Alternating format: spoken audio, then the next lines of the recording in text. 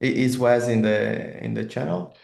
I pinged him, I guess. But yeah, I don't know. Let's see. I Okay. mean, worst case, we can just discuss between us, I guess. Yeah. Okay, we are live. So welcome everybody to the Node.js security team meeting. We haven't met for a long time, but this is the time now. Um, Before I start, does anybody have any announcement? I don't think so. So let me go to the minutes and make sure that we have our names there. It's now on HackMD. I'm going to send in the chat. There you go. Let me edit that.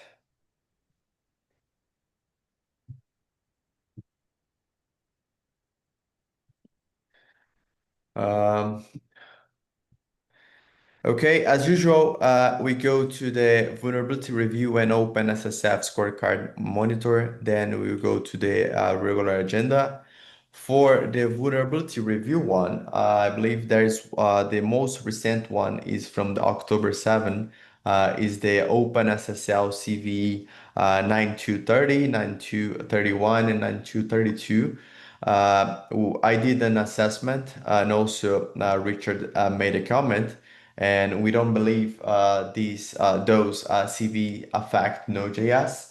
I have added the flag, and the issue will remain open until we patch this version of Node.js. So there is no issue identified from our team. I think that's it from the vulnerability review. The rest is okay. We don't have any item that needs our assessment. Let me add within a minute. We have reviewed this issue.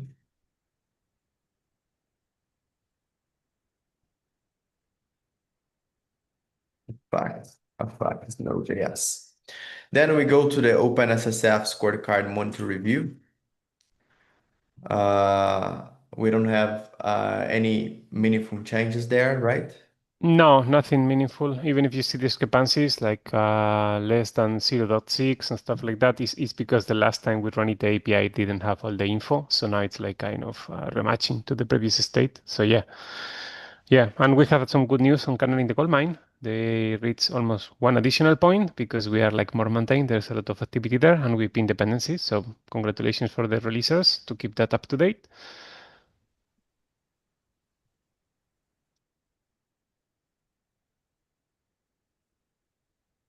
Okay. Then we go to the regular agenda. We have the issue for reduce meeting frequency to monthly. I have added that to the agenda because we haven't mentioned in any of our call, but we are not meeting very often nowadays. We don't have like an active feature to be that needs us to be in a meeting every other week, and also the meeting time is now conflicting with my time and also Marco and I believe Ulysses as well.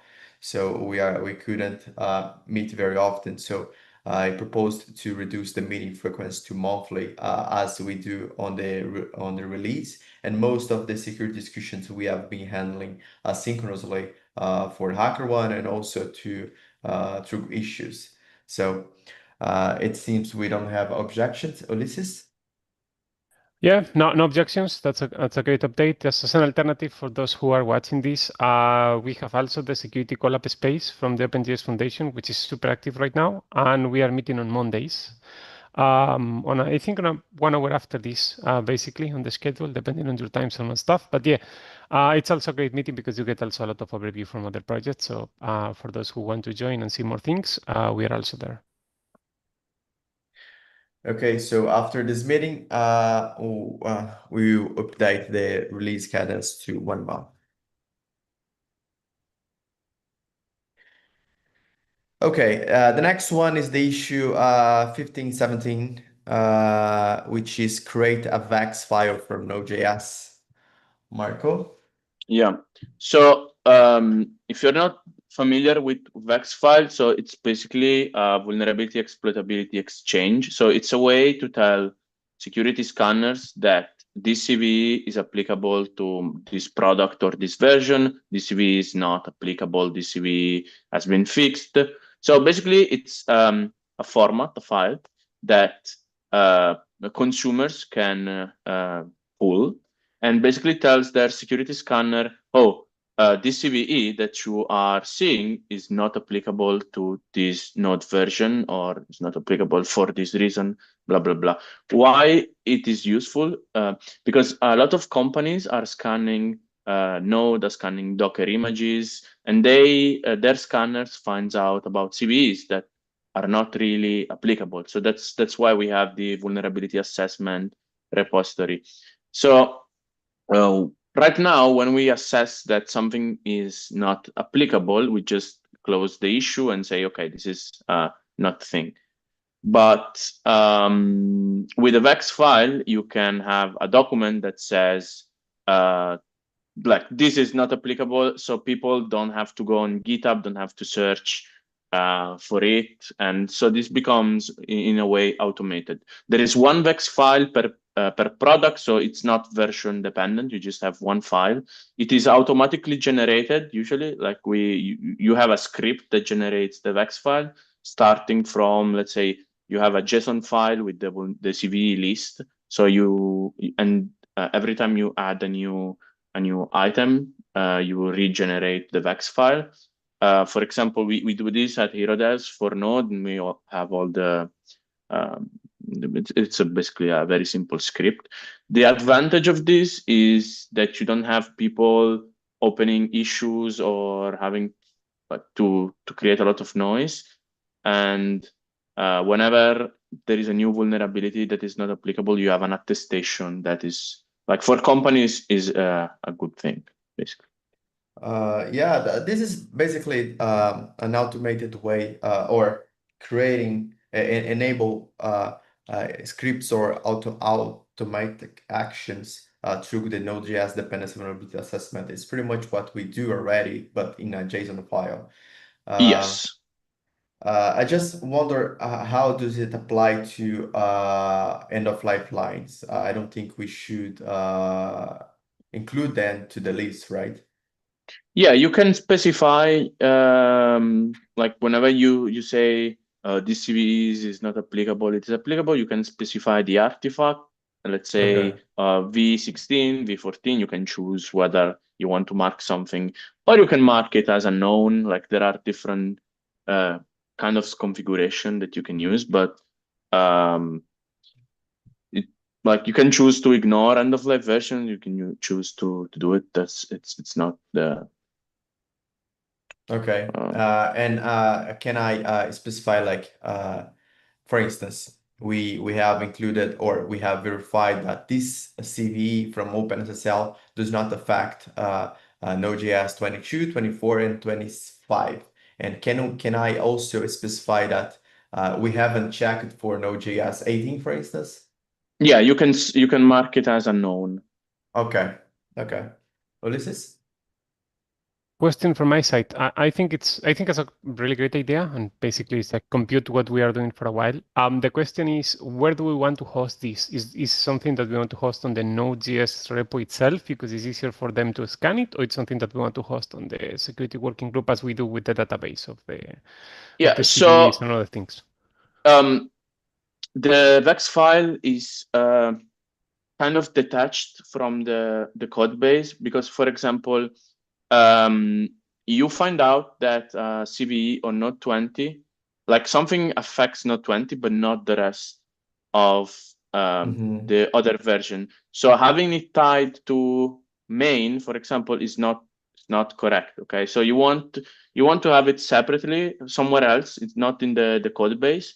So we could have it like somewhere from the website, but it's just like one file that you update progressively, and it's not related to the versioning or the code base itself. So I would say on the website. Okay, it's a +1 for me. What do we need to do to move that forward? I can open a PR to. So I think we already have a JSON file with all the vulnerabilities. We have the only one we only have for the Node.js vulnerabilities, but for dependencies we don't track that. Yeah, so we take that file, like we might have to change something, but we can start easy. So for example, create a file with all those CVs that we have already fixed. Then I will go look at all the other issues in the vulnerability assessment and add some of those assessment there. And we generate the VEX file and distribute it. And every time we fix new CVEs or every time we assess that something is vulnerable or not, we update this JSON file and regenerate the VEX file. Okay. Yeah, I can work But on but the. just to confirm, we won't include Node.js CVEs in that list, right? Only dependency CVEs. In theory, you can include Node.js CVEs. Like you can include all the CVEs, Okay. but So also dependence. okay. So it's we do have the JSON already, but this is consumed by some APIs, like is my node vulnerable and things like that. And I'm concerned about changing the structure. We can create another JSON. Like we don't have to change Okay. the one that we have already. We can consume that JSON that we already have and integrate it with the dependency one. So we don't have to change the thing that already works and it's already integrated. Okay. Looks good to me. +1. So +1 from the team. From the team, Marco will create a request to move forward with this initiative. Okay. There is now we go to the Node.js node auditing permissions. I have opened a pull request for that like 2 days ago or one day ago. Yeah, 2 days ago. Is the pull request 60578. I'm sending the chat, but this is still a draft because currently this will emit a warning to the console. But I don't think this is the best strategy. It would be much better if I emit the warning to a place where users can consume, like diagnostic channels. However, diagnostic channel doesn't have on implementation in the native side. So we need to have an action to create all the channels and synchronizations in the C++ side, and then we will move forward with that request. I have talked with Stephen, and this is not a trivial work, so I'll be investigating if it's worth it to spend time on it. But the request, the draft is created, so let me create to the minutes.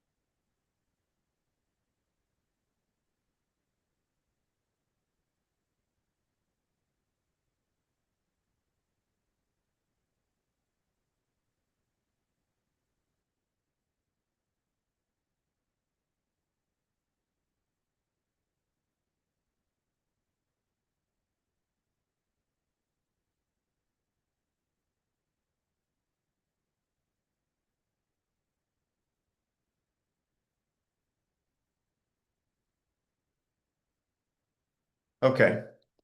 Then we have that add WDAC integration on Windows. This has been stale for quite a while. It seems that the implementation from Microsoft suffers from race conditions, and that's why it didn't didn't move forward. So I think we'll leave that open, but for now we can remove from the agenda unless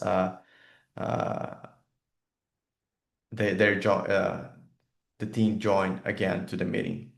So I'm going to remove from the agenda. Removed from the agenda as it's stale. No dice.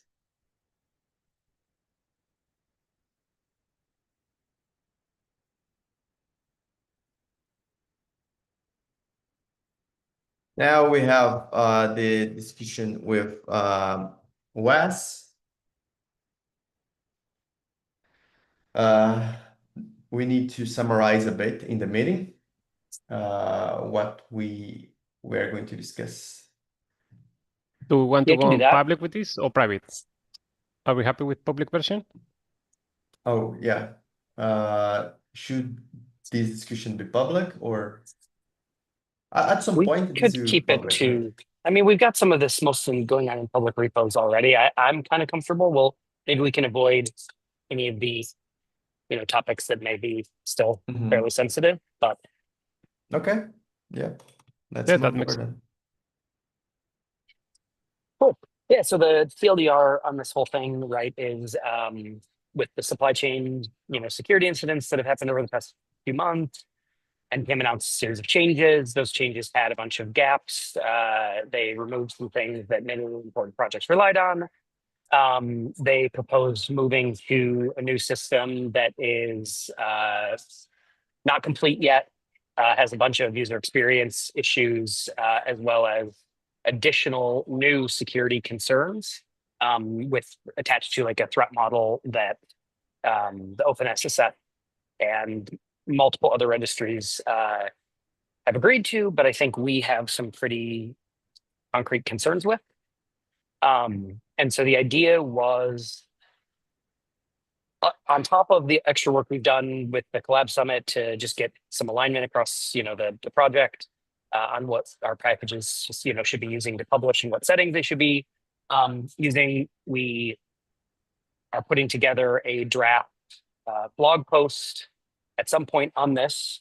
I think Robin, maybe and Kylie are working on that now. And then what we came away with was sort of the technical side of this. We need to polish up some examples and make a concrete technical case for like if we're recommending what we're recommending. I think Ulysses and Rafa have been on most of these. So Marco, if you have any questions on like what we're talking about there, let me know. But otherwise, I can sort of jump into what we had been thinking of doing for that. I don't have bandwidth to join this conversation right now. I actually have to drop for another meeting, so I will just read the notes later. Okay, sounds good. Okay. Cool. Well, good to see you. I haven't seen you a bit, so good to hop on for at least a couple minutes. Let's see. I'll do a quick screen share here. Yeah, here it is. So we had set up this set of repositories for the Collab Summit. We've got 4 setups trying to illustrate sort of a really reduced but best in class for each of them. So I think I sent you all the link to this one yesterday where I added like a README where I just go into like what are the settings you have to do, what does this workflow like look like to the user. There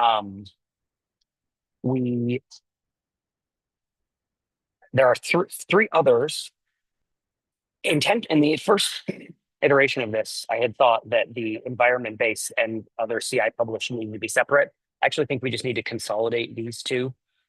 So I have not yet done that. But I was thinking we would do that based off of the work that we did for Express over the past couple of days. So we had a STA milestone to deliver, CI-based publish. So we've had a bunch of discussions in the Express project and come out with a PR that is effectively what is shown in this ENV CI publish.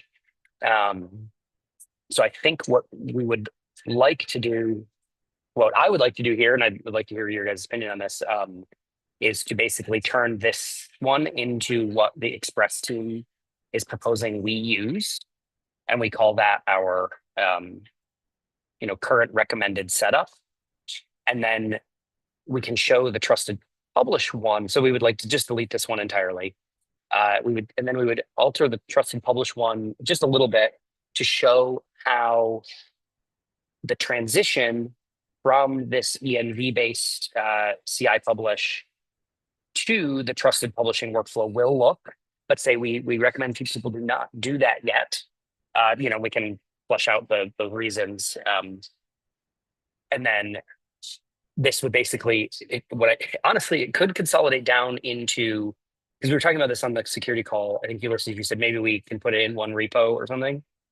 I actually was thinking this feels really easy for us, or it seems really like good for us to do as a single repo where it's actually one project with branches that do each of the individual flows, because you can then diff and see that we can open a PR for each. And then that would show the very low amount of effort it takes to change them. So I don't know what y'all think about that. I mean, I think the original idea with having them as separate repos was more just to keep it simple as an example, because you can say here's the one I'm doing, and you link to it. It's all self-contained with no distractions and no other implementation details. Anyway, I don't know. So anyway, yep, that's pretty much it. Yeah, I think either way is fine. I mean, having multiple repositories or in a single one, I think it will deliver the correct message. I just don't understand exactly what is the Express team recommendation when consolidating step 2 into step 3 or vice versa.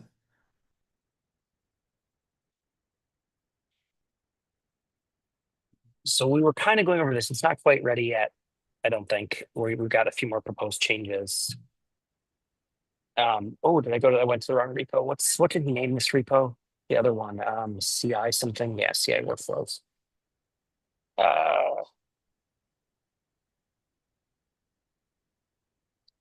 So in the example repo that I had up on the other tab, it was very similar to this. Okay. In the big difference here is that he's adding workflow calls. So this is a shared workflow, which I think is apropos for Node.js, because the idea would be we would write this in one place, and every package published from the Node.js org would leverage this as what I showed on that other.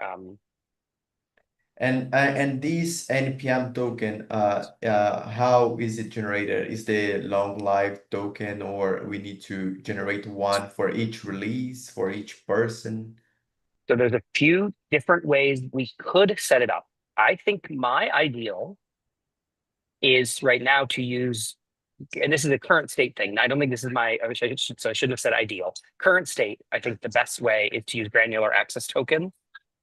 And so there's two ways you can go about setting this up.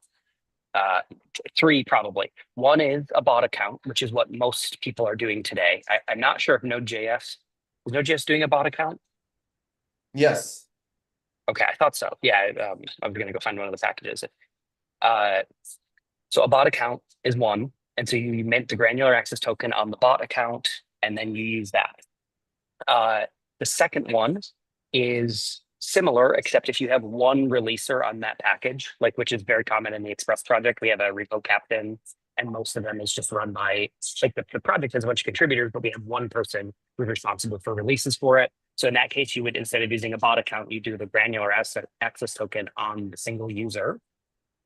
And the third case is if you have multiple publishers and you want to map them to humans. So you can do this. We don't have an example of this yet. I was hoping to produce one as part of this, which is you basically save secrets for each user, and then you use the actor name in the workflow when you load the secret into the environment. So you do just like a little concat where we can figure out the technical implementation there. I don't think it's very difficult. And then that would mean that each publisher would have a granular access token loaded into the environment, and whoever triggered the workflow would be the one who is credited with the publish. Yeah, Ulysses. Yeah, the only problem with this, for those who are watching this, is basically these new tokens are going to live for only 19 days. So basically, let's say, for example, in the case of Express, that we have like, I don't know, 65 active libraries that we publish on NPM relatively frequently. So basically, you need to rotate those secret first on NPM because you create one per scope, right? So also there is I think there is a limit also on how many tokens you can have per scope. So that might limit people who have more like, I don't know, 300 packages or whatever. That's a tricky one, right? But in our scenario, let's say that you don't hit that limit, you need to rotate those secrets every 19 days. And so then you go to NPM, rotate them there, and you copy and you paste it one by one on every repository that you have to overwrite the environmental secret for the GitHub Actions, which is a little bit tricky. So one option also is just to remove the secret. So if you don't release that often, I mean, you release just, twice per year, some of the packages, whatever, and security releases and this kind of stuff, like, for example, actual Express cadency, then you can just leave it empty. And when you're going to do a release, you just create your token, add your token at that moment, and then after the release event, you can remove the token from NPM. Yeah, I think That's it. this is my my thought as well. Like one time live token, and we don't even need the GitHub bot token because since the token they are not long lived anymore. There is no. It's very it would be worse to create the GitHub token every 90 days and then replacing all the places. It would be just better for maintenance and I mean at some point for security to set a group of releasers from your organization, and whenever someone are going to release it, they generate a one-time token either via CI or using the UI. Put that in the workflow call, you can trigger a release by workflow, and then you pass that token, and you just drop that token after the release is concluded. So on a similar note, there is something I've been chatting a little bit with Leo about. There's a possibility of having a workflow in CI when you run npm login, where you could log into the remote GitHub action container via the web authentication workflow. So the idea there is I don't know if you've logged into npm on your CLI recently, but if you type npm login, you actually just get printed a web URL right now. And so the idea would be, instead of a one-time use token, which has its own problems we could get into if we want to, but I don't think we have to. That's a bit of a rabbit hole. You would see a login URL, and you would be prompted to then go run through your login, which would then require a two-factor auth, right? Which is the whole big win. And then from that, you would get one of their new, it's not yet, it's right now it'd be a classic token. And so you'd have to run a logout after. But in the new world, as of November 19th on their current plans, those tokens will become 2-hour-long, what they're calling session tokens. They're really just classic tokens. They're just classic tokens that expire in 2 hours. And so then the idea is not only, you wouldn't necessarily have to log out because the GitHub action runner would be ephemeral. And so as soon as the run is done, the token would go away, and then it would just self-expire after 2 hours. So that's an alternative here that is sort of similar to what you're talking about, where you log in, except the key is you don't actually put your credentials into GitHub. You are given a URL that logs you into that action runner. Now, the risk here, and this is why I don't think this solves everything, to be clear. I'm not trying to say this as a perfect one, but the risk here is that you are giving a classic token to the runner. There's no other way to do it in that workflow. And so that means it's not a granular access token, which is the win out of doing saved tokens, right? You can say this token can only ever publish the scope or this, specific package name or whatever you need for, how you've set it up. And so the granular access token is like definitely technically better. But right now, today, you have this 90-day limit, right? So there's like a trade-off here that we'd be making. Just one side question on the new rename session token, aka classic tokens with the 2 hours time span. The thing is, those tokens have the capabilities as always, like to take action on everything that you have access with npm, right? So for example, if you are an npm maintainer, then you can just go crazy if that token got exposed, right? Or the same if you have access to private, company stuff and whatever using the same npm account, right? Okay, just to clarify, because I was thinking maybe which is some why kind I of don't like granular, this but one. no. Yeah, No, this is why I specifically don't like this one as much. But I just wanted to throw it out there as sort of another option instead of, because if you have to do the granular access token, the problem with that is it's always very manual.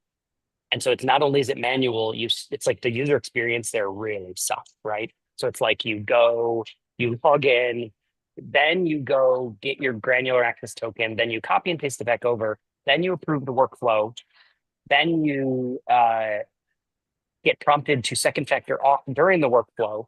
So you have to go back to NPM, do another round of two-factor auth, log in, right? I mean, depending on if you've logged out or whatnot. So like the workflow there is like kind of really painful. And so I don't think that's like, that's the reason why I think the one-time granular access may be fairly equivalent, because the user experience of logging in once would actually be fairly much like better, right? Yeah, also with the existing pipeline that you suggested, the one that we introduced to, granular token as an environmental variable, right? In order to get you the second factor authentication, you need to rely on a third-party service, right? That's also something that we have to clarify. Within this case is we are using the demo, at least for the Express demo. John showcased us yesterday using step security people. They have something like a wait for token, some kind of thing, GitHub action, which is kind of very cool, because then they have like a backend API that you have to trust, obviously. And then basically you just copy paste that one-time token. I don't remember the OTP. Basically, you just copy it and you paste it there. So they pass it to the GitHub action. And basically that's the only thing.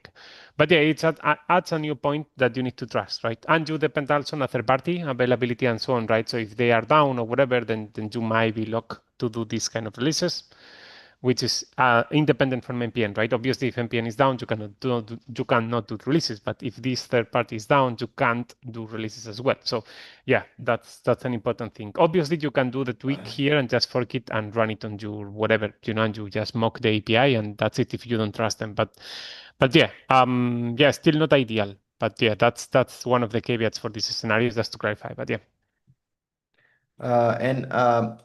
I don't know if this webhook strategy is I don't see how more secure it would be as just creating the token via in my local machine and then adding that to the workflow trigger. At least it sounds more easy to do because I'm already logged in, for instance, to create the token or things like that. I mean, I don't unless I don't know, all the strategies or all the approaches I could think that could be more safer. They suffer from the same problem as like you are giving access to too much people. So this is a problem that will ever happen. Yeah. So to be clear, my thing with the like login workflow is I think it's less secure. I'm just trying to say I think there's maybe a user experience trade up, but I think as you said, maybe it's actually easier just to mint the tokens because you're already logged in, on the web. So I definitely don't have a strong opinion either way. From our recommendation standpoint, like honestly, I feel like we just pick one. Like I don't think it really I think the login one I proposed is less secure, so I'd rather us not pick that, and I'd rather have us go with the granular access token as a recommendation. we just have to recognize and maybe call out that like it is a worse, or it is a perceivably worse, or I'm not even say it right. Like some people might say this sucks. This is the worst user experience. I'm definitely not going to do this. Right? Like might be the reaction. And if we are proposing something that is not palatable to the user base, then I think we'll lose them. You know what I mean?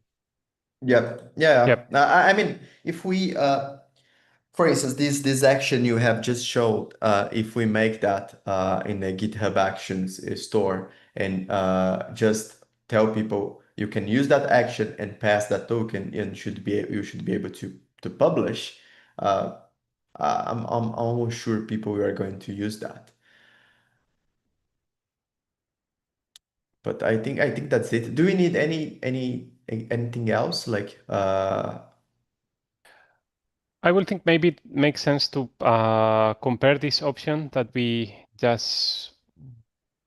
have designed for the Express project to the actual official proposal from NPM to see like the caveats and differences, if that makes sense. I think that's the only piece that might be a little bit tricky in this scenario, right? Because as it's an announcement, a lot of the stuff is kind of new. So there are a few things that are hard sometimes to do the translation, right? So in terms of how the people can do these kind of things, I mean, you can still do locally, right? So that still remain until even in the future. So as always, but if you work with more people, you want to have second factor authentication, well, you will try to do that, right?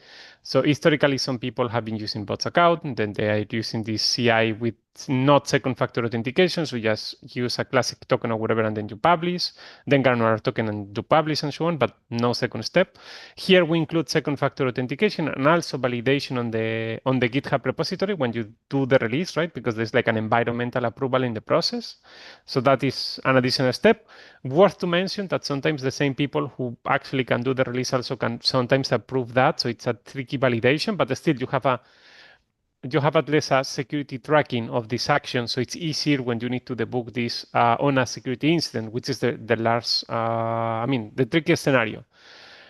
And then the problem is like in some cases you lose the second factor authentication, right, with the trust in publishing. If I'm getting all of the history correct, right? So we can cover all the scenarios. I think like the new way of doing these things with NPM can be tricky for people who has a lot of NPM packages, right? Or people who share this with a lot of other people, like for example, typical project where you have like 10 potential releasers on this organization or whatever, these kind of things, right? But for example, for corporate user, talking about the small startups, things like that, that might be okay, but I think, for example, large corporations might not work. Not sure if you want to talk about that, Wes, but yeah, I think scenarios like Netflix, things like that might be tricky on the way how they handle secrets, right?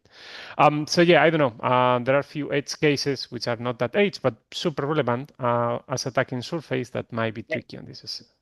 I think I really like the idea of bringing up these things as a like, here is a list of considerations or something like that.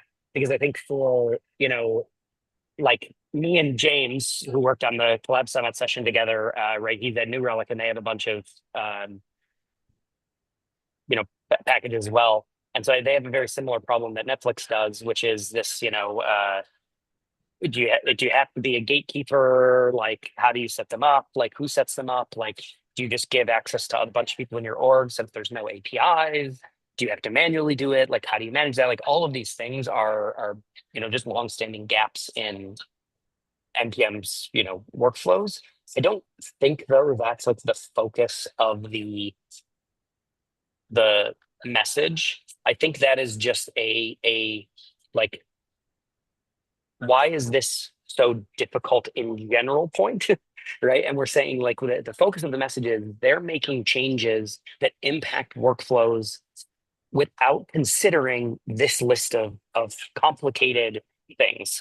How do corporations do it? How do, like blah, blah, blah, blah, all these different, we could list those out and say, mainly what we're asking is pause these changes until we can sort out a plan that works for all of them, right? So that we can get, the corporate users on board and the small startups who publish just a couple of things and the Cinder Soros and, Jordan Harbens of the world, like who publish hundreds and hundreds.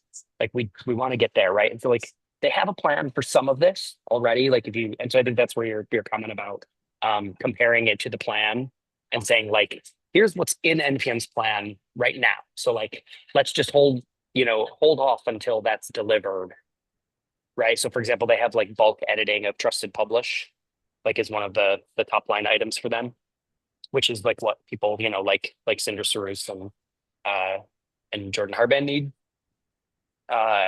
It's also what, corporations need, right? If you have 100 corporate packages you publish, if you're GCP, right, or AWS, right, you need to be able to configure all of those in some reasonable way. If you're NX, like, so I talked to the NX folks, and like, they had to do, even like 20, 30 packages, and it's really big pain, to configure them all. So like, I think covering that is good, because I think it shows like why we're concerned about this, right? We're worried that they're pushing forward with this plan so fast. They're not giving time to people, who need to be able to migrate, right? Which is where Express sat, right?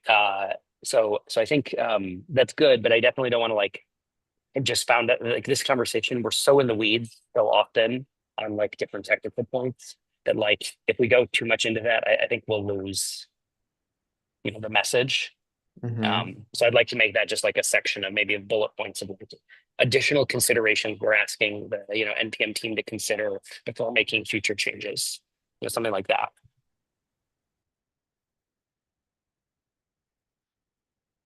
Okay, I'm writing down the meeting notes. We have set up the NPM pub 2025. We need to consolidate step 2 and step 3 into just one. I have also mentioned the Express CI workflows.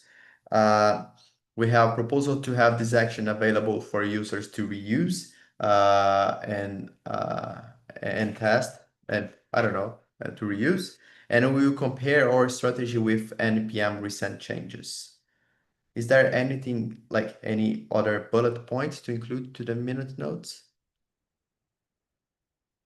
So one last thing I'd like to mention is the package maintenance working group was set up for almost this specific type of topic, and to host doing the technical work for these types of workflows. So we have one already for testing that is used in a few of the PKG.js org ones. Dom wanted, I think, to get that ready for use for all the other Node.js library use cases. So I'll put a doodle or calendar plan together. It turns out it's the week of AWS3 event, so I've been a little busy this week. I've got to go back and update it to be the following week. And if anybody were to own this work, it feels like a partnership between the security working group and the package maintenance working group would be the right thing. And then ideally, like the package maintenance working group could own the shared workflow going forward. So I was hoping to bring that up on the meeting that we're trying to schedule. Like I need to post an issue as well about it. So I don't know what y'all think about that. I think like you all end up getting the funding for this stuff. The package maintenance working group has sort of slowly shrunk because people haven't had time. But if we had some sort of collab, I think it would really help. I think it's a great idea. And also we can move some of the tooling that we have started using. I mean, seems like we are going to use in Express. Maybe we can just move over there and then just do some maintenance collective, right? Starting from that version and then move ahead. Like, for example, I see a lot of people that will say like, we don't trust, depending on a third party or that specific third party, or I want to have more control, right? So we can, iterate over this GitHub action, add more capabilities and so on, but it's controlled by us. And worst case scenario, we can fork other tools and then control it by us and so on, right? So I think makes sense. And yeah, I never thought about this option with the package maintenance group, but yeah, it seems like so obvious and so logic at this step that why not, basically? But yeah, I don't know. What do you think, Rafa? So just to see if I understand correctly, the next action, in case we want to move some work to the package maintenance working group, is to schedule the meeting. Is there something that we could do before scheduling the meeting? Because it might take some time and I don't want to leave that in the limbo for that long. Yeah, totally agree. So there's two things actually. One is propose this like shared new project in the PKG.js org. So remember PKGJS. I don't know if y'all remember like why we set that up, but I'll just mention it really quick. We wanted a place that didn't have the weight of the Node.js brand, so that we could do some experimental things. So this is where like parse args landed, Uh, right? And this is where there's like a bunch of little NV, the node version like thing, the tool. There's like a bunch of these little projects that are not necessarily node core things, right? But they're governed by the Node.js project. So the Node.js project delegated administration. The package management working group. The package management working group follows all the same node stuff. So it's the TSC needs to get involved. All the governance is set up there. But it's a place where you don't have to like worry. I know there's always been question about like if we put it in the Node.js org, that means it looks like we're like really committing to it. So this would be one of those kind of things where I think we could experiment and be a little bit more iterative. but First. propose the action, you mean? They reuse the action to that place? Okay. Yeah, that's what I was thinking. Again, just so that we don't like, we're not Okay, just committing the writing down. Node.js project. Yeah. I just want to make sure we're not committing the Node.js project to do this, right? And so by putting it over there, I think it ends up getting a little bit less. We can iterate a little bit better, and we can sort of solidify up what we're working on or toward, and then we can bring it back and say, look, can you vet this? Can we use it for the code mods? Can we use it for the, I mean, we've got 3 or 4 different packages in DCI, right?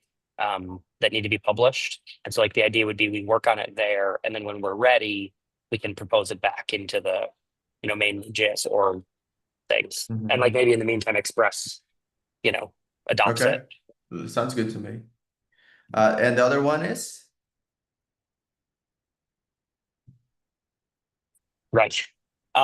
So one of the problems that has happened that caused the PKGJS and packaging maintenance working group to stall out a bit is we had a huge group for a long time, like tons of people coming all the time, 20-person meetings sometimes. And we set up policies that were for merging PRs and making progress for that large of a group. And the governance does not support a small group. It has like 4 approvals on PRs as like a guideline. So we like it has like a bunch of really silly like stuff that only worked when we had a ton of people. I'm not sure it even worked then. I don't know. It was designed by committee maybe. I was there, so I should take full blame. But either way, it's not working now. We've been having trouble getting Sebastian onboarded. We want to get he's going to help do some work there, and like to satisfy our own governance on how to get people onboarded has been really difficult. So the second thing is to just like figure out if we can make a proposal to reduce that. Like if there's a PR, we can just do that. I think it needs like some, it's a governance change for the thing. So I don't know if that needs to go. We used to rely on Michael a lot for that, Michael Dawson. So I don't know if that needs to go to like the TSC. I actually don't know what we need to do to change the governance of the packaging working group, but that's the other thing. Okay. I have added here to reduce the governance, although I'm not active member of that organization, so I don't know if I could be the one that will propose to reduce the governance. I can do that. I just need to know how and like what we think we want to do to fix it. Like I just don't have time to think about that. Cool. Yeah, I think also I'm not in the org, by the way. Yeah. I think I was time ago, maybe when I was on Code of Conduct team, but not anymore. Okay. I have that set up. I think that's it. Okay. We are also out of time now. So I will move forward with those actions. I will ping you all in our DMs that in the groups we already have, and looking forward to move that up. So thank you everybody for joining. Thank you Wes for joining. Thank you all.